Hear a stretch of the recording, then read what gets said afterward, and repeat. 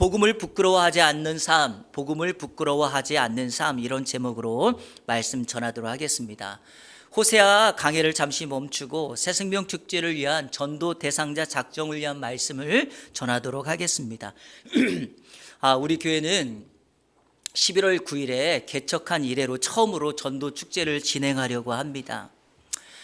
여느 대형 교회나 큰 교회가 큰 사이즈로 물량을 다해서 하는 전도 축제와는 다르게 우리 교회가 할 수 있는 최선의 방법을 다해서 이번 전도 축제를 진행하려고 합니다.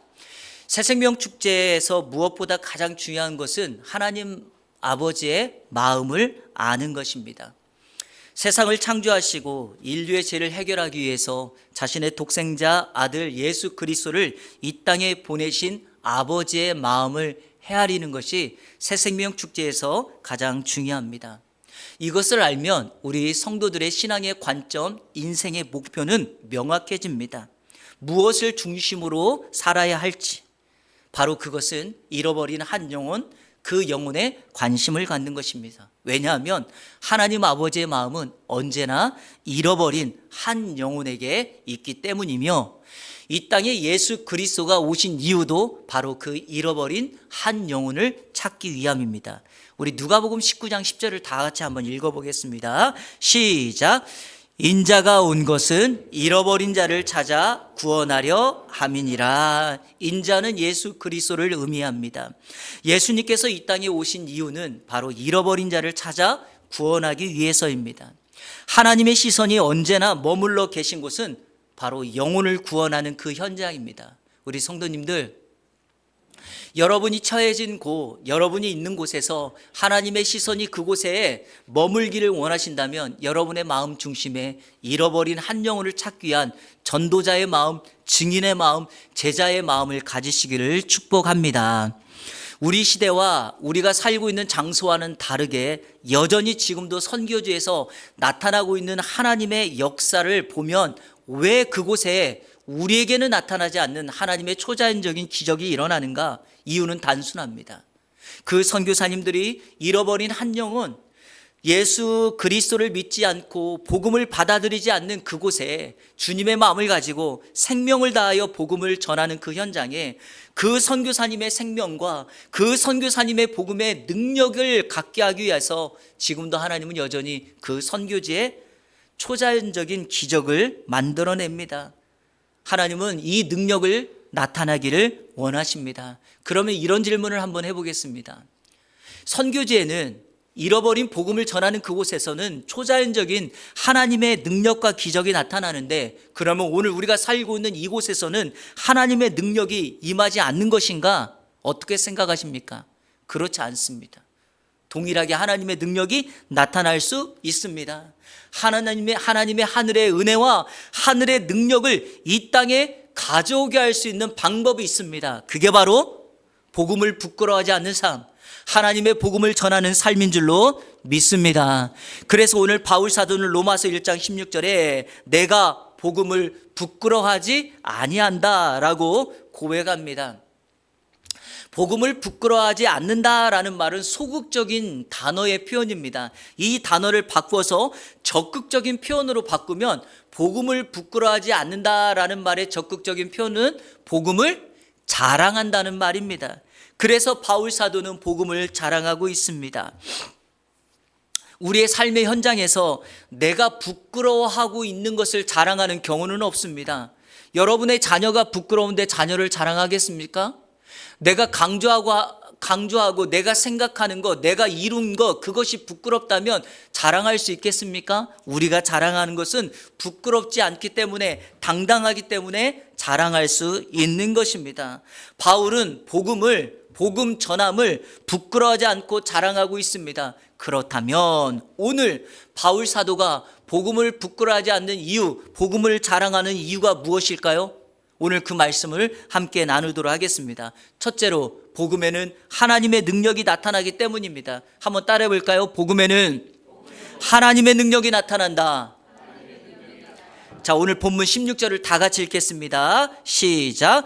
내가 복음을 부끄러워하지 아니하노니 이 복음은 모든 믿는 자에게 구원을 주시는 하나님의 능력이 됨이라. 먼저는 유대인에게요 그리고 헬라인에게로다. 아멘. 복음은 그 사람이 누구이든 구원시키는 능력이 있습니다. 다이너마이트와 같은 강력한 능력을 발휘합니다. 자신의 철학, 지식, 그리고 세상의 규범을 따르고, 아니 마음이 완고한 사람이라 할지라도 누구라도 그 사람을 변화시킬 수 있는 능력이 복음에 있습니다. 바울 사도가 이렇게까지 강력하게 말할 수 있는 것은 자신의 경험 때문입니다. 바울을 아시는 분은 바울이라고 하는 사람이 예수를 믿는다는 것은 사람의 눈으로 보면 매우 확률이 낮습니다. 우리 빌립보서 3장 4절부터 6절을 한번 다 같이 읽어보겠습니다. 쭉 한번 읽겠습니다. 시작.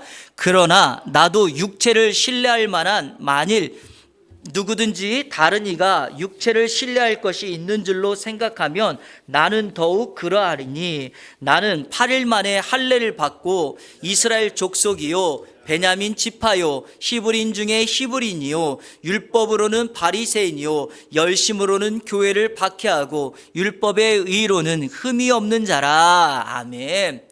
육체를 자랑할 만한 세상의 조건, 우리가 이것을 스펙이라고 말을 하죠. 바울은 삶에 어떤 부족함도 없으며 누가 봐도 부러워할 만한 모든 스펙을 가진 완벽한 사람이었습니다. 요즘 말로 바꾸면 엄친아죠. 엄친아. 성도 여러분, 일반적으로 사람들이 예수를 믿는 경우는 삶의 고난, 문제, 어려움을 만났을 때 하나님을 찾는 경우가 많습니다. 실질적으로 전도학 통계를 보면 어떤 사람이 예수 그리스도의 복음을 빨리 받아들이는가라고 했을 때 1순위가 남편이나 아내, 즉 배우자를 잃은 상실감이 큰 사람이 1위라고 말을 합니다. 그 이름의 빈자리, 아픔의 빈자리를 메꾸기 위해서 사람들은 종교적인 신, 특별히 하나님을 찾게 됩니다. 마찬가지죠. 그런데 바울에게는 그런 부족함이 없어요. 그런데 바울이 자신이 가지고 있는 세상의 스펙보다 복음으로 나타나는 하나님의 능력의 강함을 그가 경험했던 것입니다. 자신이 믿고 따랐던 유대교의 교리, 율법의 순종, 이거보다 자신이 따랐던 그 경험보다 하나님이 나에게 나타내 주셨던 하나님의 능력과 복음이 더 크다는 것을 그가 인생으로 경험하게 된 것입니다. 하나님의 복음이 인생을 붙잡으면, 하나님의 능력이 인생을 붙잡으면 그 사람은 거절하고 거부할 수 없는 하나님의 영광을 보게 됩니다. 실질적으로 바울이 그랬죠. 교회를 핍박하고 예수 믿는 사람들을 핍박하기 위해서 다메섹으로 가고 있을 때 하늘의 강력한 빛을 통하여 그는 예수 그리스도를 만납니다.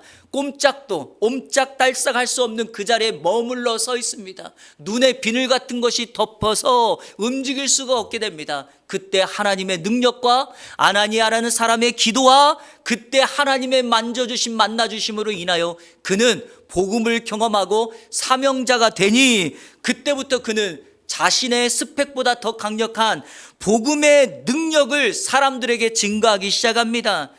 자신이 평생 믿고 따랐던 유대교, 율법이 사람을 구원할 수 없다는 것을 알았습니다.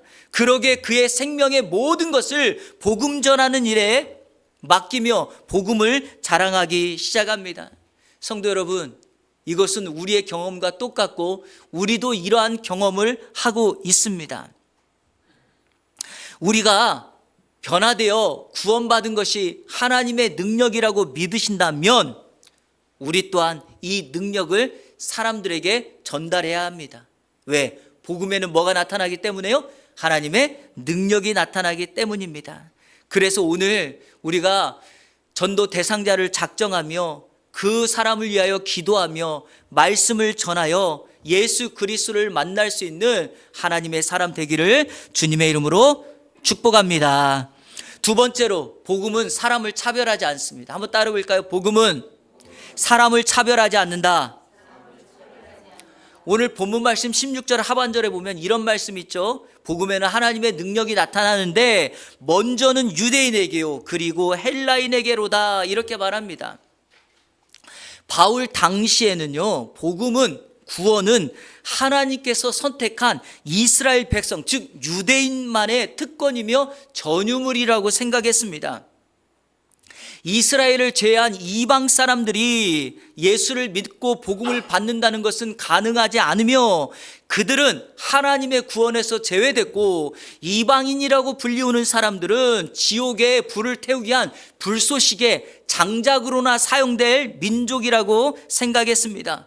실질적으로 바울은 자신이 쓴 서신서에 보면 유대인과 이방인, 예수 그리스도를 만나기 전의 사람과 만난 이후의 사람의 모습을 계속해서 반복적으로 소개하며 이러한 시각들을 성경에 기록하고 있습니다. 하지만 여러분, 이것은 결코 옳지 않습니다. 왜냐하면 바울이 명확하게 말하죠. 먼저는 유대인에게요 그리고 헬라인에게로다. 이 말은 뭐예요? 순서를 말하는 거지 오직 유대인에게만 복음이 전해졌다, 이렇게 성경은 말하지 않고 오직 유대인에게만 하나님의 능력이 나타났다, 이렇게 말하지 않습니다. 여러분, 이 사실을 믿으십니까? 이 사실을 믿지 못하면 오늘 우리가 믿고 있는 복음은 가짜가 돼요. 왜냐하면 만약에 이 복음이 유대인에게만, 이스라엘에게만 머물러 있다면 선교사님들이 이 대한민국이라고 하는 나라에 와서 복음을 전했던 것, 그리고 오늘 우리가 그 복음을 받아들이고 이렇게 앉아서 예배 드리는 것, 이거 다 가짜가 되는 것 아니겠습니까? 하지만 복음은, 하나님은 사람을 차별하지 않습니다. 예컨대 이 사람이 복음을 받을 사람, 받지 못할 사람, 이 사람은 구원받을 사람, 구원받지 못할 사람, 이렇게 여러분 구분하지 않습니다. 문제는 우리죠. 우리가 이렇게 구분하죠. 우리가 스스로 누군가를 선택해 보면 이 사람은 절대 교회에 와서는 안 될 사람이라고 차별하고 구분해내는 것이죠. 그런데 우리는 이런 자격이 없어요. 이렇게 사람을 구별해서는 안 됩니다. 왜냐하면 우리에게 임했던 구원의 역사, 그 구원의 역사가 나의 자격 때문에 이루어진 것이 아니기 때문이죠. 우리 그 유명한 에베소서 2장 8절과 9절을 다 같이 한번 읽어보겠습니다. 시작. 너희는 그 은혜에 의하여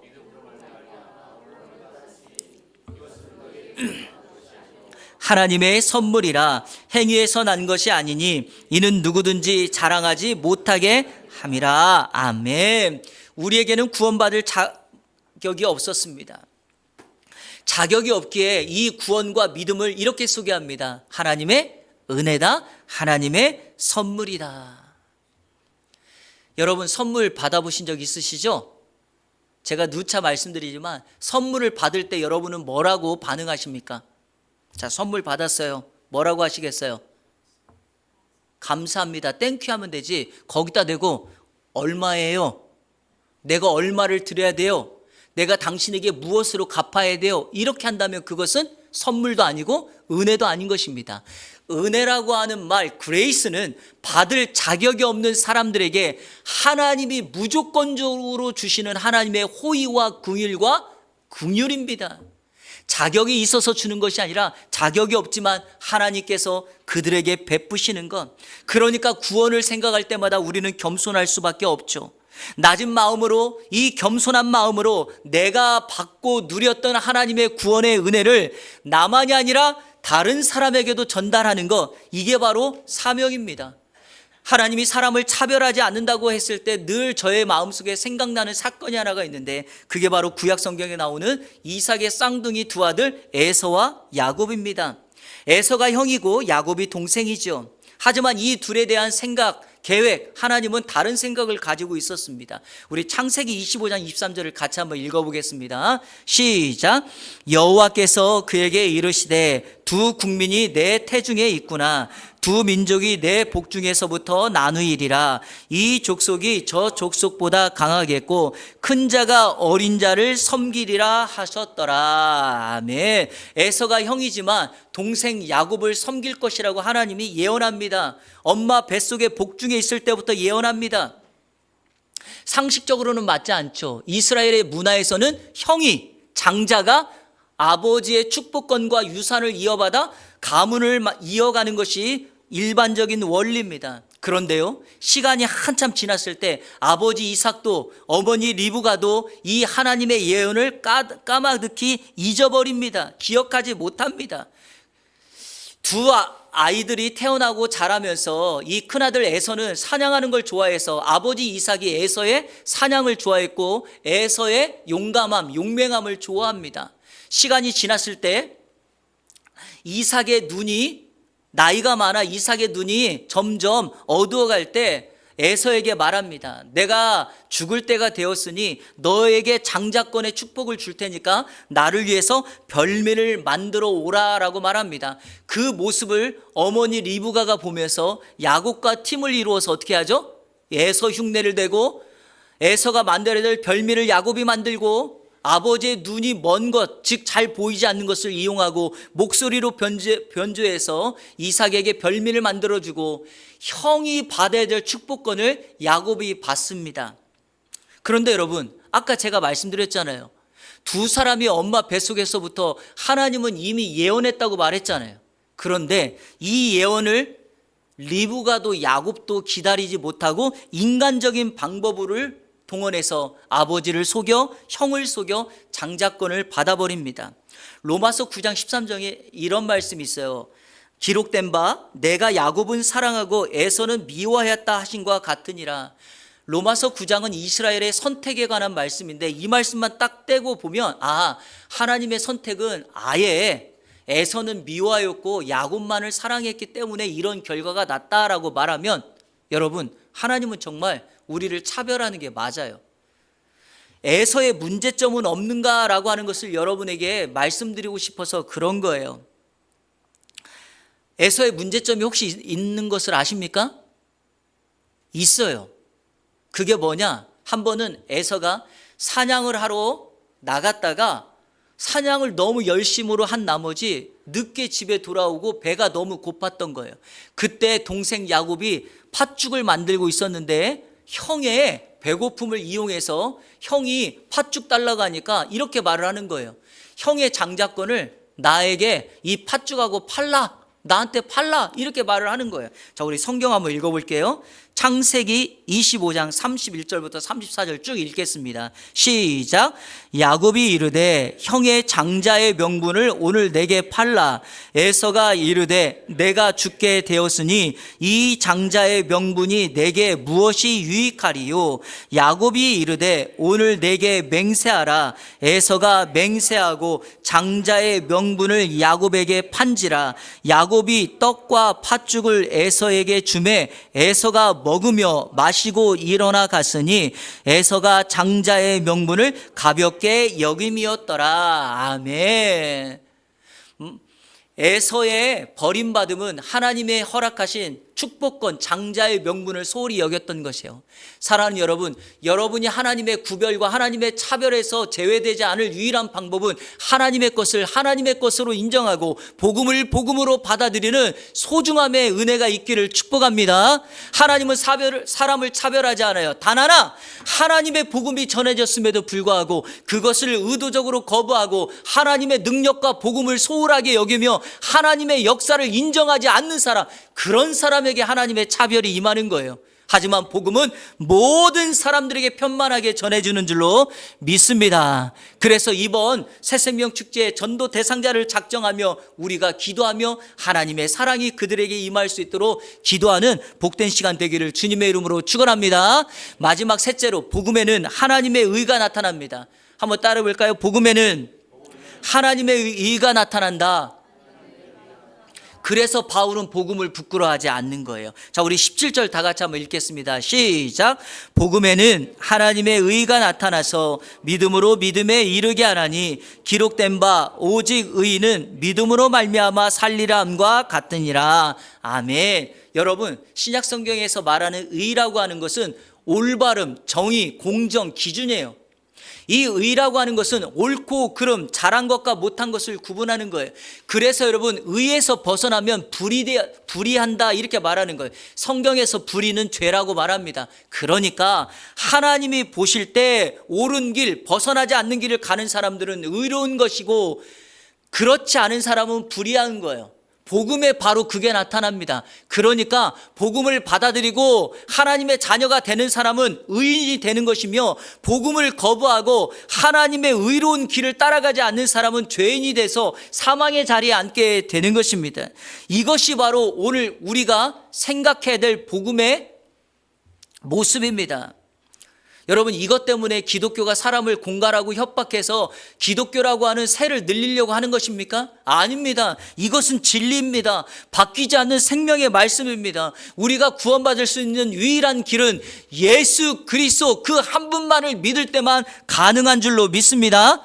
지금 당장 내 삶에 어떤 결과가 나타나지 않는다고 해서 후에 일어날 일들을 우리가 거부하고 거절하면 안 돼요. 예컨대 지금 우리가 새벽마다 살펴보고 있는 데살로니가 교회의 모습을 보면서 예수 그리스도의 재림이 지금 당장 일어나지 않는다고 해서 앞으로도 일어나지 않을 거라, 이런 생각으로 내 삶을 게으르게 살며 하나님의 복음과 합당하지 않는 삶을 살아가는 것은 하나님의 진노를 당할 뿐이에요. 우리 요한복음 3장 36절 다 같이 한번 읽겠습니다. 시작.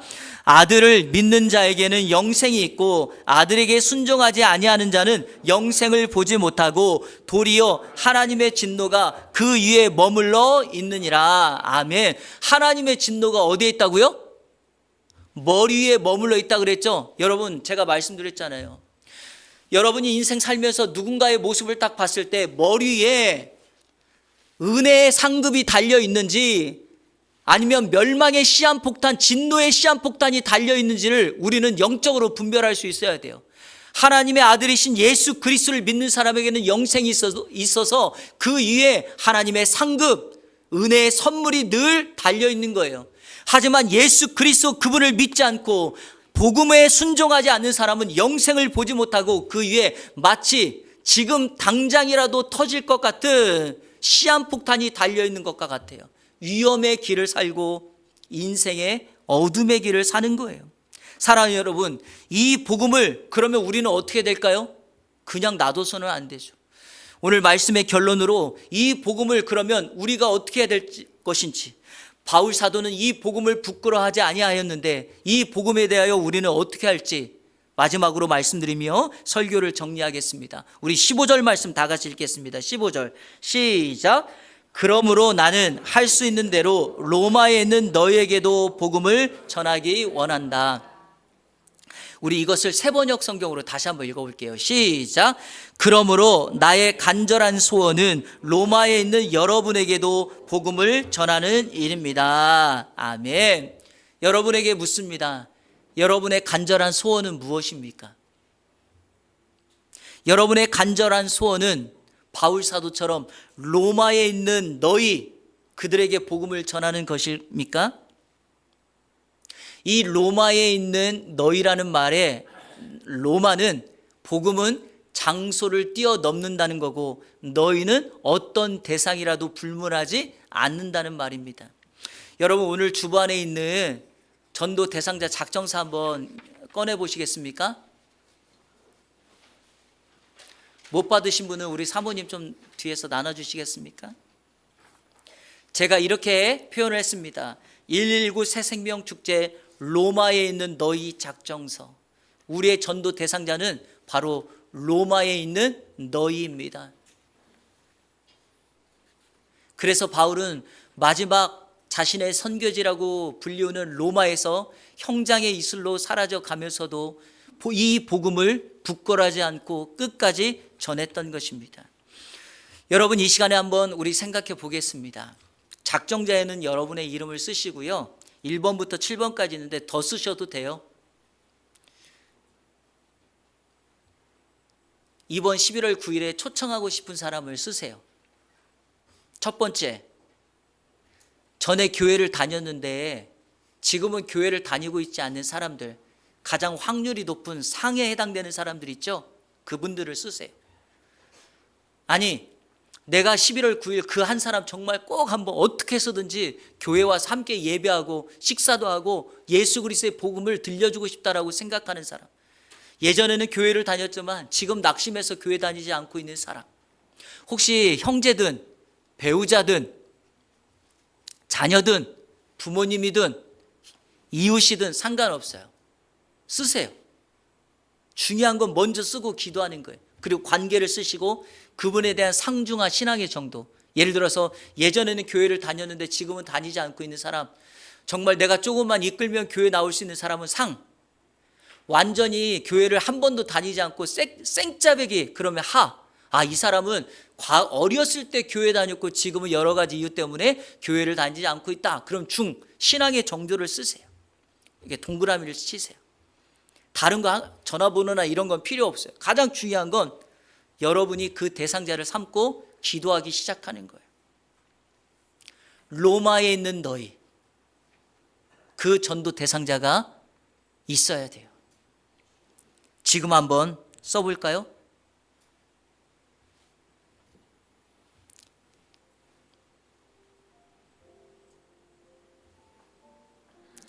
기도하고 계신 배우자 있으시죠? 쓰세요. 자녀들 있으시죠? 쓰세요. 부모님도 쓰시고요. 내가 어떻게 해서든지 그 친구 한 번, 이번만큼은 꼭 데려오고 싶다. 쓰세요. 중요한 것은요, 전도 대상자를 작정하는 것이 첫 출발이에요. 여기서부터 시작되는 거예요.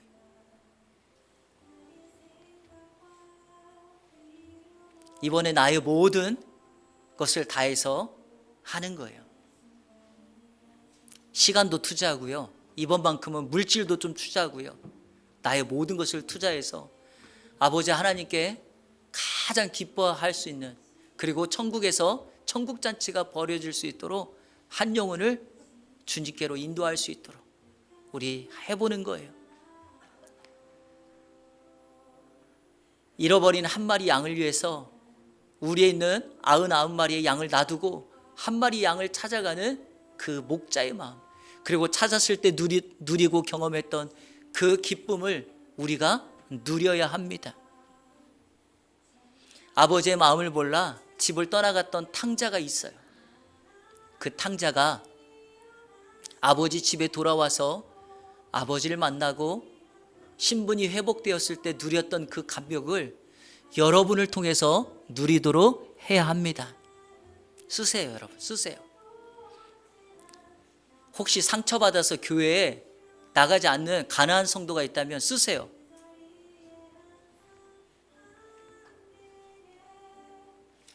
만약에 오늘 못 쓰시겠는 분들은 이번 한 주간 기도하세요.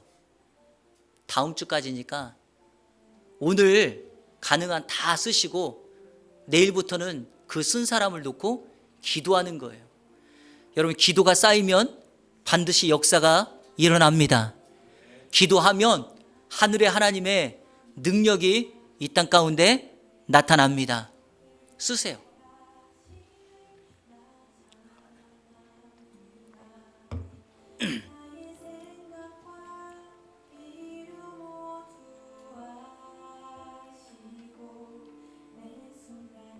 우리 찬양하기 전에, 결단에 찬양하기 전에 한 가지만 말씀을 드릴게요. 여러분, 오늘 이른 아침에 전유성이라고 하는 우리나라 최고의 개그맨이라고 하는 말을 만들었던 코미디언이 세상을 떠나 발인 영결식을 진행하였습니다. 근데 여러분, 제가 깜짝 놀란 게 있었어요. 그의 위패에 십자가가 붙어 있는 거예요. 십자가가. 원래 전유성은 예수 믿는 사람이 아니었잖아요. 근데 십자가가 붙어 있더라고요. 왜 그랬을까 생각해 보니까 전유성을 따랐던 이성미라고 하는 권사님, 이 코미디언이 전유성의 구원을 위해서 20년 동안 기도한 거예요. 그 20년이라는 기도가 쌓이고 조혜련이라고 하는 이 개그우먼이 전유성에게 찾아가서 복음을 전하고 예수를 믿게 한 거예요. 놀라운 사실은 조혜련의 전도를 받았던 전유성이 예수 그리스도를 믿어 하나님의 자녀가 된 거예요. 하나님의 방법은 몰라요. 우리가 예측할 수 없고 우리가 구별할 수 없는 거예요. 아까 말씀에서도 말씀드렸잖아요. 문제는 우리에게 있는 거예요. 우리 스스로가 저 술 주정뱅이 예수 믿지 못할 거 아니, 그거는 우리의 한계일 뿐이지만 하나님은 놀라운 섭리와 계획을 가지고 있어요. 내 배우자가 왜 교회를 안 나온가? 저 사람은 나올 수 없어. 과거에 이런 얘기 들어보셨죠? 어떤 한 집사님은 남편의 구원을 위해서 새벽마다 남편의 신발을 가지고 와서 새벽 예배 드리는 자기 옆자리에 놓고 하나님 앞에 기도하면서, 하나님, 오늘은 신발만 왔지만 다음에는 몸도 오게 해주세요라고 기도했더니 하나님께서 그 기도를 들으시고 그 남편이 예수 믿고 교회 장로님이 된 경우도 있어요. 인간의 생각은 제한되지만 하나님의 계획은 무궁무진해요.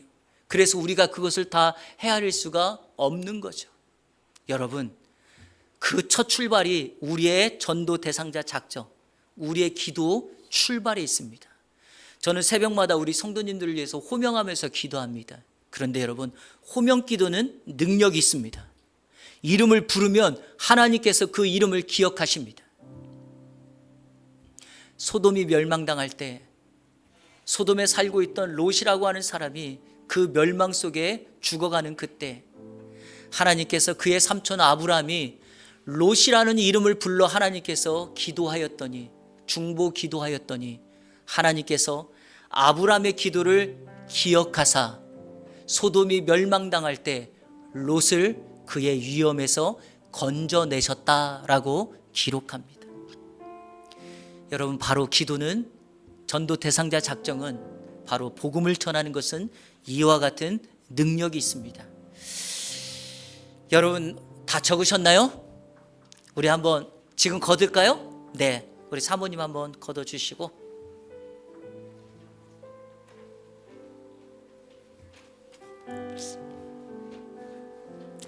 찬양하려고 합니다. 하나님 아버지의 마음이라는 찬양입니다. 아버지, 당신의 마음이 있는 곳에 나의 마음이 있기를 원합니다. 아버지, 당신의 눈물이 고인 곳에 나의 눈물이 고이길 원합니다. 우리 찬양 같이 하면서 우리 전도 대상자, 특별히 로마에 있는 너희 작정서 같이 제출하도록 하겠습니다. 아버지, 당신의 마음이 있는 곳에 나의 마음이 있기를 원해요. 아버지, 당신의 눈물이 고인 곳에 나의 눈물이 고이길 원해요.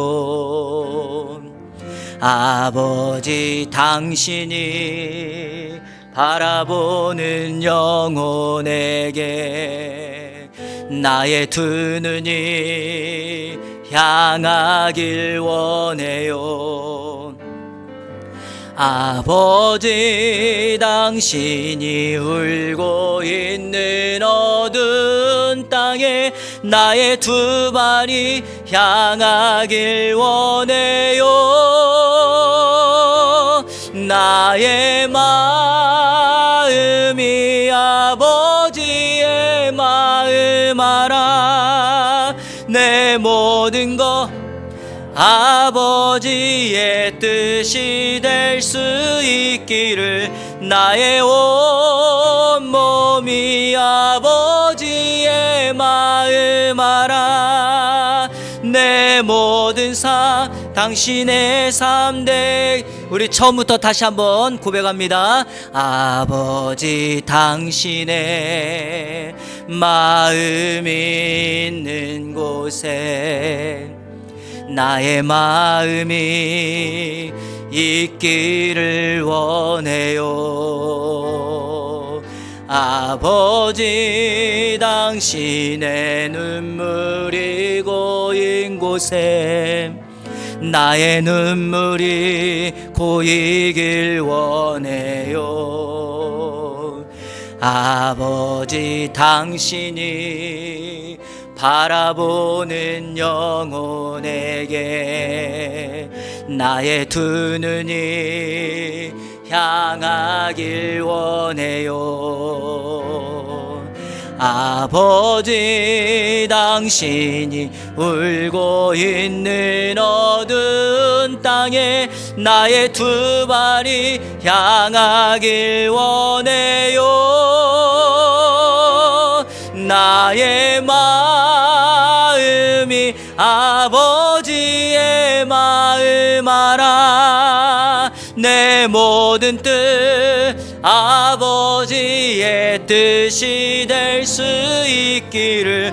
나의 온몸이 아버지의 마음 알아. 내 모든 삶 당신의 삶 되기를. 우리 마지막으로 나의 마음이 아버지의 마음 알아. 내 모든 뜻 아버지의 뜻이 될 수 있기를. 나의 온몸이 아버지의 마음 알아. 내 모든 삶 당신의 삶 되기를. 아멘. 여러분이 한 사람, 아버지의 마음을 가진 사람으로부터 하나님의 역사는 시작될 줄로 믿습니다. 제가 교회 개척하고 2년 동안 강서구에 있는 보건소에 신우예배를 인도하러 다녔습니다. 신우예배가 없었지만 한 사모님이었던 그곳에 일하시는 분이 저에게 요청을 하였고, 그분으로 말미암아 강서구 보건소에 신우예배가 시작되었습니다. 그 사모님의 간절한 마음 때문에 한 사람 한 사람 예배하는 인원이 많아졌고, 강서구 보건소를 축복하면서 기도하였더니 예수 믿지 않는 사람 한 사람씩 오기 시작하고, 그분으로 말미암아 그곳에 복음의 역사가 시작되는 것을 보았습니다. 그리고 그 보건소가 더 이상 사람들의 연약함만 치유하는 보건소가 아니라 하나님의 교회, 천국이 되는 것을 보았습니다. 사랑하는 여러분, 여러분 한 사람 때문에 그 역사가 시작될 줄로 믿습니다. 이 시간 기도하겠습니다. 하나님, 11월 9일 우리 교회가 한 사람 구원하는 일에 나아가려고 하는데 오늘 전도 대상자를 작정했습니다. 그 사람 주님께로 인도할 수 있는 신과 능력을 허락하여 주옵소서. 그 한 사람, 내가 아버지의 마음을 가지고 그 사람을 위하여 기도했을 때 그 한 사람만이 아니라 우리가 속해 있는 공동체와 우리가 속해 있는 삶의 현장, 만나는 모든 사람마다 예수 그리스도를 만나고 하나님의 복음의 능력을 경험하여 천국 백성 되어지는 역사를 일으켜달라고 이 시간에 우리가 작정한 그 사람의 이름을 호명하면서 우리 다 같이 이 전도 축제를 위하여 기도하며 주님 앞에 나아갑니다. 통성으로 기도합니다. 좋으신 아버지 하나님 감사합니다. 하나님, 오늘 말씀을 통하여 복음을 부끄러워하지 아니하는 바울의 삶의 모습을 보았습니다. 그가 예수 그리스도를 만나고 그의 삶이 완전히 전복되어서 복음에 압도되어서 평생을 예수 그리스도의 복음을 전하는 사람으로 살아갔던 모습, 그 모습을 이제 우리가 따라가기를 원합니다. 그가 주님을 만난 다음부터 복음의 능력을 알았고 아버지 하나님의 마음을 알았기 때문에 하나님의 시선이 머물러지는 곳에 그의 시선이 머물고 하나님의 걸음이 멈춰지는 곳에 그의 걸음을 멈춰서서 그것이 고린도든 그것이 빌립보든 그는 복음을 향하여 나아갔습니다. 하나님, 오늘 우리 사랑하는 성도들이 로마에 있는 너희 그 전도 대상자를 작정하고 기도하고 이름을 적었습니다. 아버지, 교회에 대하여 상처가 있는 사람이든 인생의 어려움과 아픔과 질병과 낙심된 자도인지 예수 그리스도를 믿지 않고 한 번도 교회에 나와보지 않은 사람이든지 우리의 헌신과 우리의 기도로 말미암아 이번 전도 축제에 예수 그리스도를 만날 수 있는 은혜 역사가 있게 하여 주옵소서. 내 평생에 가장 잘한 일이 무엇이냐라고 묻는다면 예수 그리스도를 믿은 것이며 예수 그리스도의 복음을 전한 것이라고 자랑하게 하여 주옵소서. 예수 믿는 것이 우리의 신앙이 경쟁력이 되게 하여 주시고 예수 그리스도를 따르는 나의 사명이 이 땅을 섬기는 경쟁력이 되게 하여 주셔서 어떤 곳에 있든지 하늘 아버지의 능력과 역사가 우리가 속해 있는 이 땅 가운데에 나아갈 수 있도록 인도하여 주옵소서. 하나님이 우리를 보내신 이 땅, 하나님이 보내신 그 직장, 하나님이 나를 서게 하신 그 일터가 바로 우리의 사명지이며 복음을 자랑하는 곳인 줄로 믿사오니 그곳에서 예수 그리스도를 증거하며 하나님의 능력이 나타나는 복음을 전하는 우리 이 안의 성도들 되게 하여 주시고 2025년 이 하반기 동안 우리 주님의 복음을 증거하며 하나님을 가장 기쁘시게 드리는 삶을 살아갈 수 있도록 인도하여 주옵소서. 하나님, 기도하며 전도하려고 하는 우리 사랑하는 성도들에게 하늘의 것으로 채워주시고 영혼을 섬기는 일에 부족함이 없게 하여 주시고 시간을 드리며 물질을 드리며 마음을 드리며 은사와 달란트를 드리며 나아갈 때 능력의 역사, 구원의 역사, 하나님 아버지를 기쁘시게 하며 천국 잔치를 여는 역사가 있게 하여 주옵소서.